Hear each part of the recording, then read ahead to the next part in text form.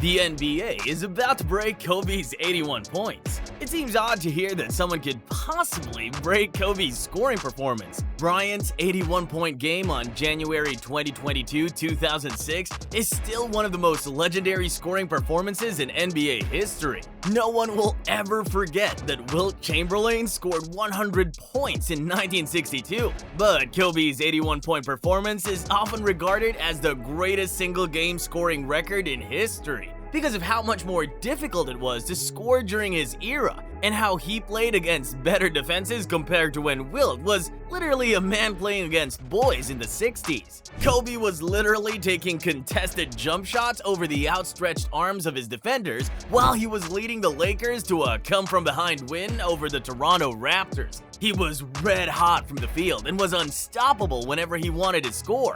And in the 15 years that followed Bryant's legendary performance, Devin Booker's 70-point game in 2017 was the closest anyone came. The reason why no one has been able to replicate or break Kobe's scoring record, which is still second behind Wilt's 100-point performance, is that there simply wasn't a player like him. LeBron may be the leader in career points scored, but he doesn't usually explode for extremely high scoring performances. Arguably the most well-rounded scoring machine in NBA history, Kevin Durant, loves taking efficient shots instead of going for 40 attempts that include inefficient looks. There's also the fact that the league saw the rise of super teams, which had 2 or 3 of the best scorers in the league teaming up with one another. LeBron and Wade teamed up during the earlier part of the 2010s. Meanwhile, during the latter half of the 2010s, Stephen Curry and KD were on the same team. This made it impossible for one player to go ISO the entire game and take 30 to 40 attempts from the field to try to get as close to 81 as possible.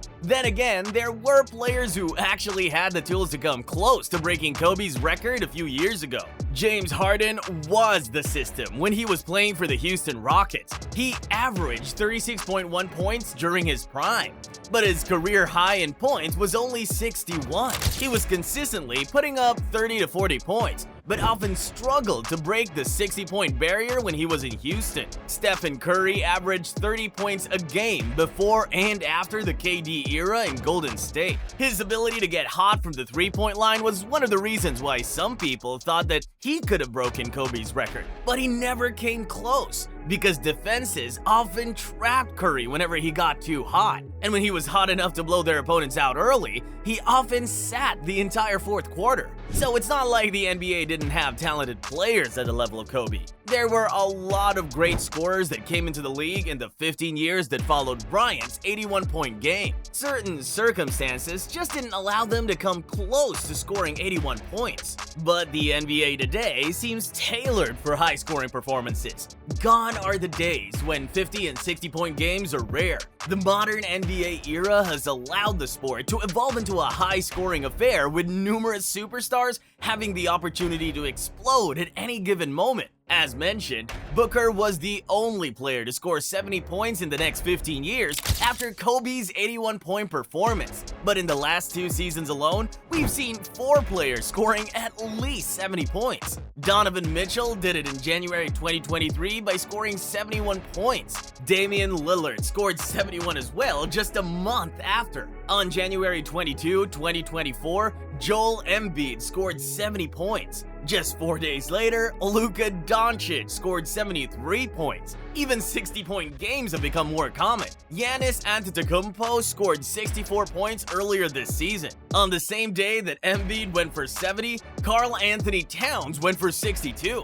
Booker also went for 62 on the same day that Doncic scored 73. It goes without saying that players are now scoring more in today's era. Talent hasn't been rare because younger players are now capable of putting up 30 or more points a game at any given moment. In contrast to when Kobe Bryant scored 81 points and averaged 35 that season, players were not scoring as many points as easily as superstars do so in the modern-day NBA.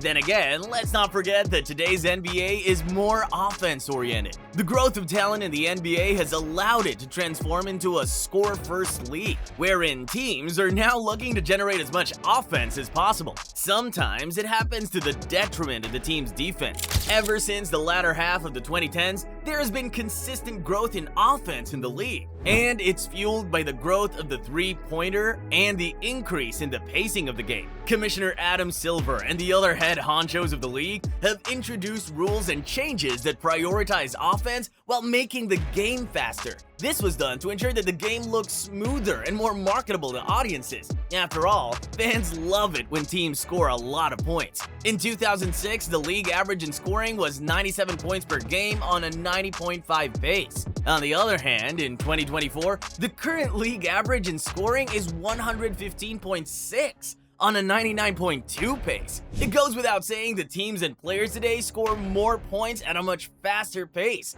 compared to when Bryant had 81 points in 2006. This highlights just how amazing that 81-point performance was, because Kobe did so at a slower pace, and when teams weren't expected to go over 100 points in a game. Meanwhile, when Wilt scored 100 in 1962, teams in the league generated an average of 118.8 points. It is clear that today's modern NBA has been trending upward in terms of offense and pacing, similar to the 60s. The only difference now is that the league is a lot more talented, making it clear that there are more players who are capable of putting up 50 on any given night. Some critics are calling today's NBA soft because of all the ticky-tack fouls and questionable calls made to favor offensive players. Teams aren't allowed to defend physically anymore because of the offense-oriented rules. This is why there's a good chance that the NBA is about to break Kobe's 81 points, and it seems like the current upward trend in scoring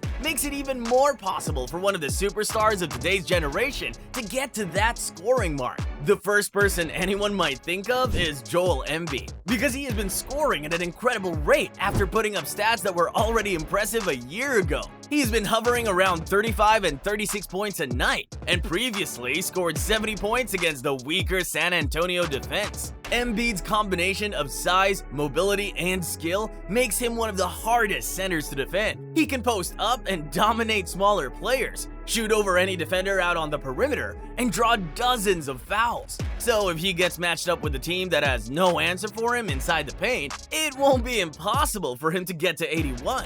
Luka Doncic was the closest to breaking Kobe's legendary mark. He did so by using a steady combination of drives, step-back three-pointers, and crafty mid-range shots. Early in the fourth quarter of his 73-point performance, he already had 70 points. He could have scored at least 11 more the entire quarter, but got doubled by the opposing defense to force him to give the ball up. Luka could have very well broken Kobe's record had the Atlanta Hawks allowed him to play one-on-one, and if his teammates did a better job at getting him open during the fourth quarter of that historic game. Booker is also one of the most reliable scorers in the game today because he can explode for high-scoring outputs at any given time. He scored 70 once before and has recently gone for 62 points. With Kevin Durant and Bradley Beal attracting defensive attention, Book should have enough space to go for an explosive performance and possibly break his idol's record. Then there are the old reliables. Like, Stephen Curry may be getting older, but he still has that unstoppable three-pointing stroke that no one has ever been able to find an answer for.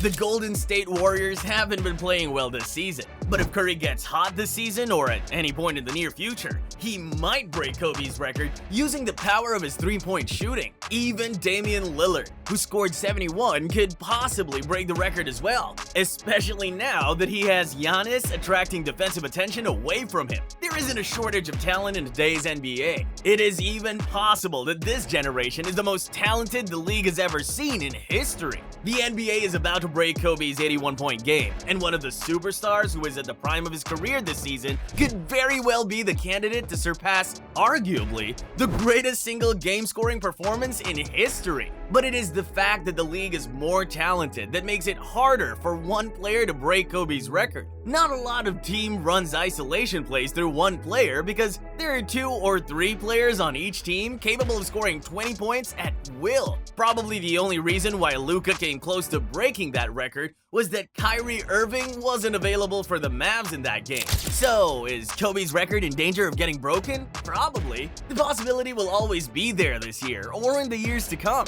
especially now that the NBA cares more about offense than it ever did. Records are made to be broken, and we might not have to wait a long time before someone breaks the late great Kobe Bryant's 81-point performance.